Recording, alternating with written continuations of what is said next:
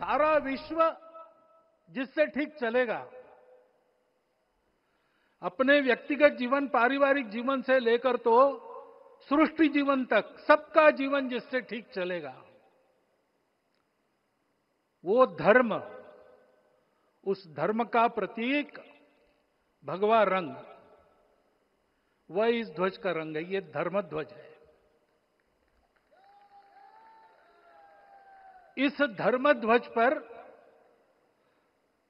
रघुकुल का प्रतीक कोविदार वृक्ष है। वैसे रूप देखा जाए तो कचनार जैसे लगता है,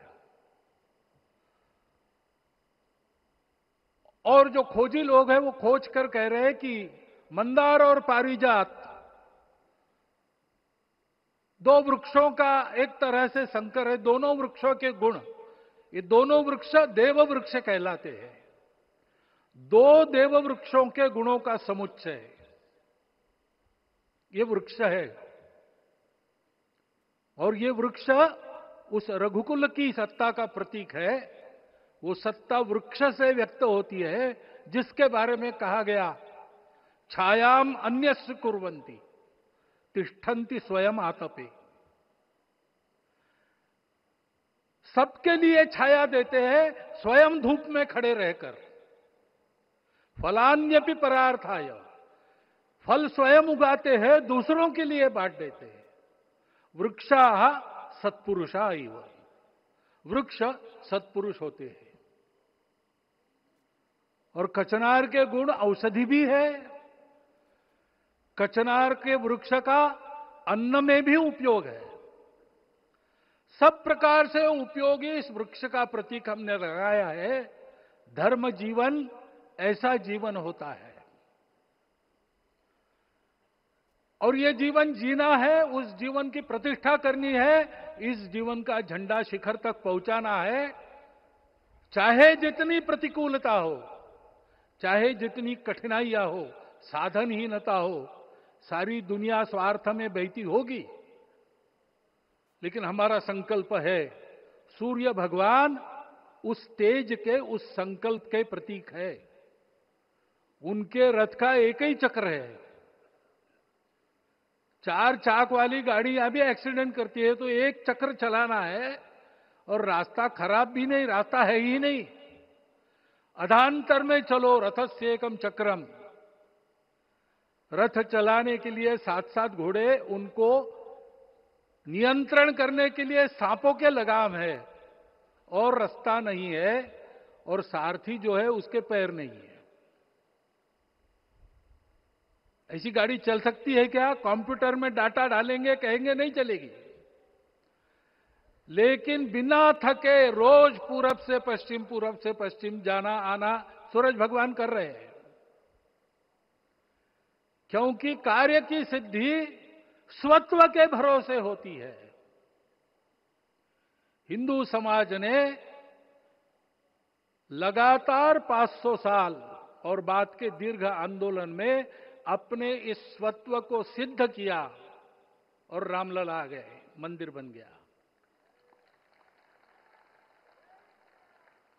यही बात सत्य पर आधारित धर्म, सत्य जो प्रतिनिधित्व होता है ओंकार से, वो सारी दुनिया को देने वाला भारत हमको खड़ा करना है। हमारे इस संकल्प का प्रतीक यह राम मंदिर, उसकी प्रक्रिया आज हमने पूरी कर ली है। यह धर्म, यह ज्ञान, यह छाया, यह सुफल संपूर्ण दुनिया में बांटने वाला भारतवर्ष खड़ा करने का काम अपना शुरू हो गया है। उसको, इस प्रतीक को देखकर, हिम्मत रखकर, उसी प्रकार सतत प्रयास करते हुए, सब प्रकार की विपरीतताओं में भी हम सबको मिलके करना पड़ेगा। आज ये हमारे कृतार्थता का दिवस है, और आज हमारे संकल्प की पुनरावृत्ति का ये दिवस है। वो संकल्प हमको हमारे पूर्वजों ने दिया है। एतद् देश प्रसूतस्य सकाशादग्र जन्मनात्, इस देश के जन्मे हुए अग्र जन्मना है, सबसे प्राचीन है, इसलिए बड़े भाई है। वो ऐसा जीवन जिए कि स्वम स्वम चरित्रम शिक्षेरन पृथिव्याम सर्व मानवा, पृथ्वी के सर्व मानव अपने अपने चरित्र की शिक्षा, जीवन की विद्या भारतवासियों से सीखे। ऐसे भारतवासियों का परम वैभव संपन्न, सर्वशक्ति संपन्न और सबके लिए खुशी बांटने वाला, शांति बांटने वाला, सबको विकास के सुफल देने वाला भारतवर्ष खड़ा करना है। ये विश्व की अपेक्षा है, हमारा कर्तव्य है। मंदिर में श्री राम लला विराजमान है, उनका नाम ले और इस कार्य की गति हम बढ़ाए। इतना एक विषय आपके सामने रखता हूं। जैसा सपना देखा था उन लोगों ने, रामदास स्वामी ने कहा था, स्वप्नी जे देखिले रात्रि ते ते तैसे ची हो तसे। ऐसा सपना उन्होंने देखा था, बिल्कुल वैसा। और मैं कहूं कि उन्होंने जो सपना देखा था उससे भी अधिक भव्य और अधिक सुंदर ये मंदिर बन गया है। हमारे हृदय में वो निश्चय का सृजन करे, तपस का सृजन करे। ये शुभकामना मैं आप सबको देता हूं और मेरे शब्दों को विराम देता हूं।